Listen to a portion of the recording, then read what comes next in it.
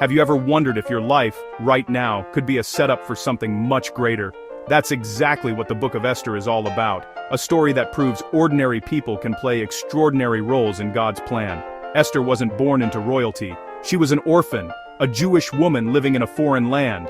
Yet, she found herself in a palace, surrounded by power and danger. Through a series of events that might have seemed random, God was quietly working behind the scenes, weaving together a story of hope and deliverance. Let me share 5 life-changing lessons from Esther's journey, and I promise, these aren't just ancient words, they're truths that can reshape your life right now. Lesson 1. God is at work, even when he seems silent. Did you know God's name isn't even mentioned in Esther's story? Not once. Yet, his fingerprints are all over it. From Esther's rise to queen, to Mordecai overhearing a plot, every detail fits like a perfect puzzle. Sometimes, I wish God would send a sign in neon lights, but more often, he's working quietly, arranging things for our good, even when I can't see it. Lesson 2. Your position has a purpose. Esther didn't set out to be queen, she didn't even want the spotlight, but she was placed exactly where she was for a reason, for such a time as this. Maybe you're not wearing a crown, but your influence, your work, your relationships, none of it is accidental. Your courage right where you are could make a bigger impact than you ever imagined. Lesson 3. Courage doesn't mean no fear. It means moving through it. Esther was scared. I would be too.